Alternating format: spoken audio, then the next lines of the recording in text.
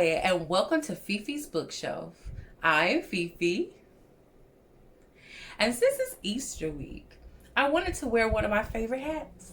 Unlike most people on Easter, they like to wear fun clothing. So, I was trying to decide what book I could do this week that involved hats. So, I chose to read Tiara's Hat Parade, written by Kelly Starling Lyons, illustrated by Nicole Tadgell.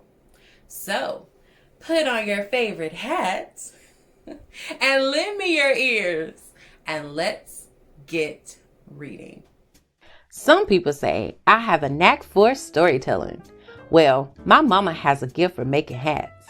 Ladies came from all over to get a Tracy Rose millinery creation. I was her helper, the best hat model around. Hold your head high, Tiara, Mama would say as she slid her sunny day special on my head. Tangerine with gold feathers fanning out. I felt like a bird showing off his colors. Now strut, that's right, baby. Show them how it's done. I would sashay around her studio, and the ladies would clap and shout, "Go on, girl!" Their laughter jingled like silver charms. But when the new store opened with hats that cost way less than Mama's, the stream of ladies slowed to a drip. I waited in the living room window with a smile ready to dazzle. Day after day, nobody came at all. We can't eat dreams, Mama said one afternoon, sighing. That store can afford to sell hats cheaper than I can. Daddy and I helped Mama pack away her fabric. Feathers, beads, sequins, ribbons, and buttons. Then came the hardest part, tucking her hats into boxes. Daddy hugged Mama. "I can work extra hours," he said. "Don't worry, we'll be okay." That day, Mama closed her studio for good. Now no one goes into that room. It just sits at the back of our house, quiet and lonely. When my school had a job opening, Mama went back to what she did before, teaching art. "Can we make a new hat after school?" I asked one morning. "You have homework," she said. "I have work to do too." "But you're always too busy." "Let's talk about something else," she said, her voice sharp as a hat pin. Then it was hushed as a feather. "Something happy." Every day as I walked through the house, I passed her studio. One Saturday when she was out and Daddy wasn't looking, I gently opened the door. It groaned softly like someone slowly waking up from a nap. And I was in. I saw Mama's hat stands, silent as soldiers standing guard. I reached for a hat box and trembled as I raised the lid. Inside was Mama's purple pride. I slid it on and felt the smile rise up in my heart. I jumped when I lifted the brim and saw her staring from the doorway. "This was something special," she whispered. "Can it be again?" I asked. "Not now, sweetie," Mama said. "Just put that hat away and come on out. I told you to stay out of here." I held back tears, but did as Mama said, tucking the purple pride back into his bed. She put her arm around my shoulder, and then she locked the door behind us. But the next day at recess, I thought about Mama's hats. I pictured them as we drove home. At dinner time, I slipped in a silent prayer after grace. "Amen. And please help my Mama make hats again." On Fun Friday at school, Mama let us choose our art project. My hand shot up. "Hats," I said. She cut her eyes at me. "Please, Miss Rose," everyone sang. Her frown turned into a smile.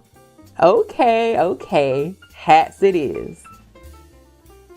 We made hats with tall crowns and big rims, plain ones and fancy ones.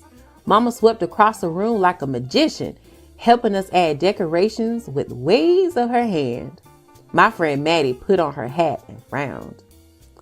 "Ugh, it's just not right," she said, huffing. Mama cocked the hat to the side and held up a mirror. "How about now?" she asked. "Tea party time," Maddie said. Her giggle reminded me of laughter spilling out of Mama's studio. I sat up straight and smiled.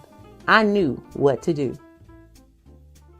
I told Daddy my plan. "That's a real good idea, baby girl," he said, smiling.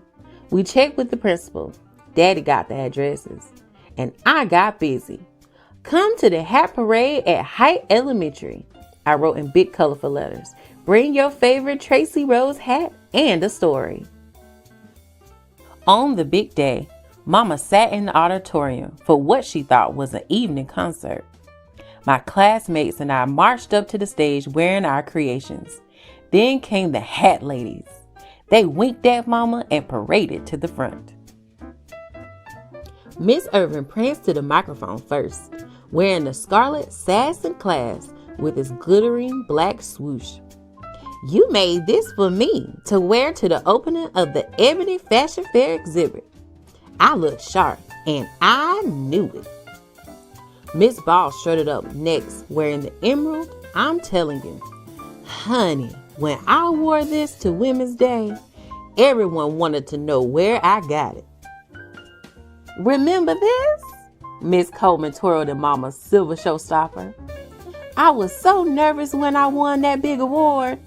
You said, with this on, jitters don't stand a chance." One after another, they shared stories. Then I stepped up and pulled out what I made. "This is for you, Mama, the Better Days bonnet. You made the sun shine with your hats. Maybe this would do the same for you." I laid it on her head like a crown. Mama's eyes gleamed like morning dew. "That's all right," the hat ladies shouted. By the time we left, Mama had a few orders. I could already picture us back in her studio. Funny thing was, I didn't just see me modeling hats anymore. I saw me making them too. Mama touched her hat and smiled. "You got me good," she said, her laughter like jingling charms. "I think you're right, Tiara. Better days are coming." Girl, every time I close my eyes, I see your smile in the morning light. And girl, every time I hear that song that we used to call our own, it all comes back again. I don't understand it, somehow I didn't see. It took me far too long to realize that I take your love for granted. It's a possibility. Now all that I have left are memories. Won't you come back again? Baby, we could try again. We could try again. Come back again. I don't wanna play no games. Maybe you should come back. We could try again. Oh, I wish I realized we were in paradise. And now every time I fall